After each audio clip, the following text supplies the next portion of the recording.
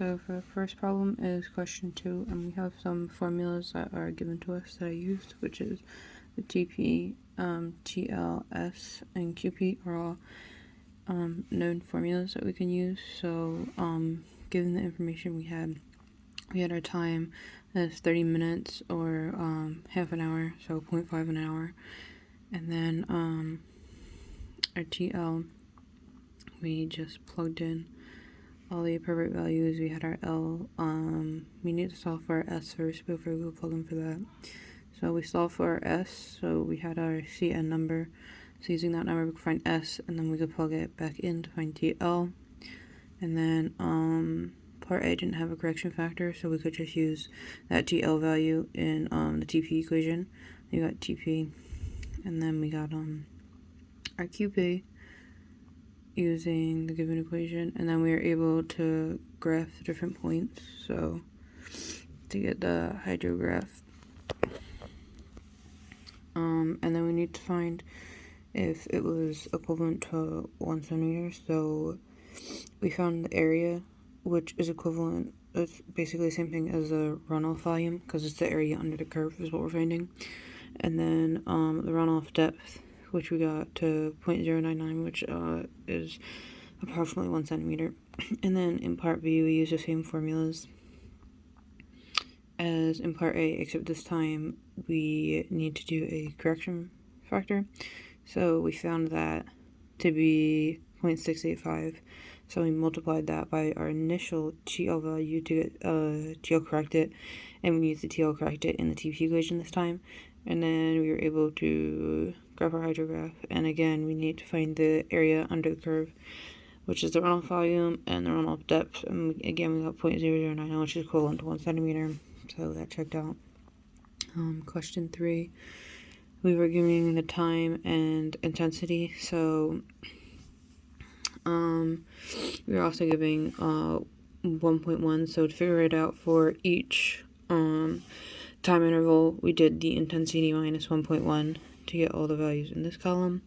And then we need to find the rainfall excess, so we just multiplied this column by our time intervals, which were 0.5. And then to find our runoff, it's the sum of our rainfall excess, so we just added all of these columns. Rainfall is equal to the sum of the intensities by the time, so we just added all of these columns and multiplied it by our time interval. And the total infiltration is rainfall minus runoff, so we just subtracted the two values we found. Question 4 is similar to the base flow problem that you showed in class. So using this is the given information over here, and then I just made it into a chart form and found the runoff for each of the different intervals. And then we know the base flow starts when rainfall starts, so the total base flow is like 500. There's that every single day because that's when the rainfall started. And then using this graph, which was seen in the notes, you know that that line is the constant slope line. So just using the slope formula from previous knowledge, we could plug in our values from our inflection point and our runoff point to find the slope of the line. So then we know our constant base flow is like $500.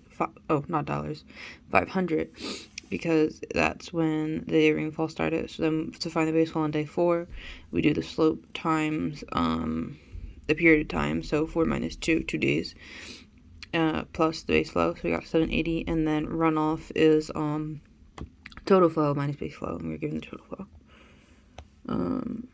Question 5 is an Excel file. So we were given the time, the 1 centimeter excess, and then this information down here, which let us know the rainfall. That's how we found knew which columns to do here, the 0.5, 2.5, and the 0.75, as well as 3. So,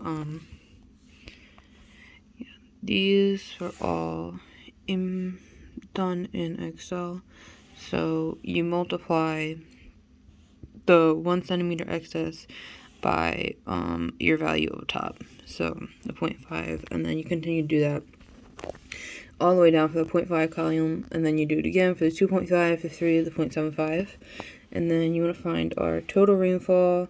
So our total rainfall is another equation. It's just the sum of all the excess rainfalls, excluding the 1 centimeter.